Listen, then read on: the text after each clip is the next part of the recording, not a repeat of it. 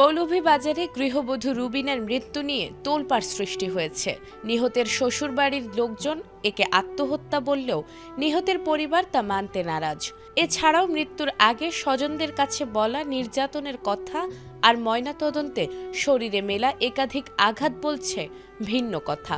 তবে এ রহস্যজনক মৃত্যুর 2 মাস পেরিয়ে গেলেও এখনো ধরাছোঁয়ার বাইরে আসামিরা। রুবিনার যেদিন হত্যা করা হয় ওদিন ফোন দিয়া হয়েছে যে আমার ফ্যামিলি 3 দিন ধরে ঝামেলা চলে, আমি আর থাকতাম পারতাম না। ও কথা হওয়ার পরে ইমুর ফল কাটি গেছে গিয়া খাটার 1 ঘন্টা পরে শোনা যায় যে রুবিনারে খুন করা হয়েছে, মার্ডার হয়েছে। গত 14 মার্চ মৌলভীবাজার সদর উপজেলার নাজিরাবাদ ইউনিয়নের আগুনশী গ্রামে শ্বশুর বাড়ি থেকে উদ্ধার করা হয় গৃহবধূ রুবিনা বেগমের মরদেহ। ঘটনার পর থেকেই নিহতের পরিবার দাবি করে আসছে এটি আত্মহত্যা নয়, বরং সুপরিকল্পিত হত্যাকাণ্ড। 2 মাস ধরে বিচার বাগাম না মারিয়া লোকায়াতের আছে আসামি ধরতে পারেন না। আমার ঘুরিতে আমার কোনো বিচারই নাই আর 2 মাস ধরে।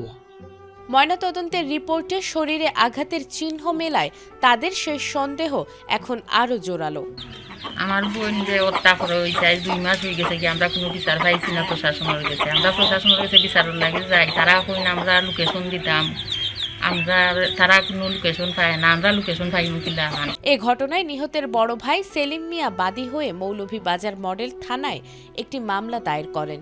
আমার বোনটি হত্যা করেছি, হত্যা করার পরে আমি মামলা করছি, মামলা করার পরে মামলা ওয়ারেন্ট হয়েছে, ওয়ারেন্ট হওয়ার পরে কোনো আসামি ধরেন না, আসামি ধরবো কইয়া কোনো আসামি ধরেন নাই। সেই মামলায় রুবিনা বেগমের শাশুড়ির বিরুদ্ধে আদালত থেকে ওয়ারেন্ট জারি করা হয়েছে।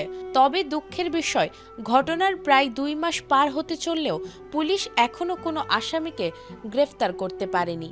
একটি নির্মম হত্যাকাণ্ডের বিচার চাইতে গিয়ে নিহতের পরিবার এখন চরম অনিশ্চয়তা, ভয় আর মানসিক কষ্টের মধ্যে দিন পার করছে।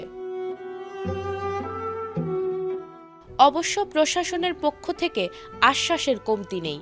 মামলার তদন্তকারী কর্মকর্তা ওবায়দুল হাসান জানিয়েছেন, মামলাটি অত্যন্ত গুরুত্বের সঙ্গে তদন্ত করা হচ্ছে এবং আসামিদের গ্রেপ্তারে পুলিশের নিয়মিত অভিযান অব্যাহত রয়েছে। অন্যদিকে মৌলভীবাজার মডেল থানার ভারপ্রাপ্ত কর্মকর্তা জানিয়েছেন, আসামিদের দ্রুত আইনের আওতায় আনতে তদন্তকারী কর্মকর্তাকে সর্বোচ্চ গুরুত্ব দিয়ে কাজ করার কঠোর নির্দেশনা দেয়া হয়েছে। সর্বোচ্চ পর্যায়ে চেষ্টা যাতে কোনো ত্রুটি না থাকে সেভাবে আসামি ট্র্যাক করে আসামি দেওয়ার জন্য বলা আছে। আমাদের সার্কেল স্যারের বিষয় অবগত আছে। আইনের এই ধীর গতিতে রুবিনার স্বজনদের মনে বাড়ছে তীব্র ক্ষোভ আর হতাশা।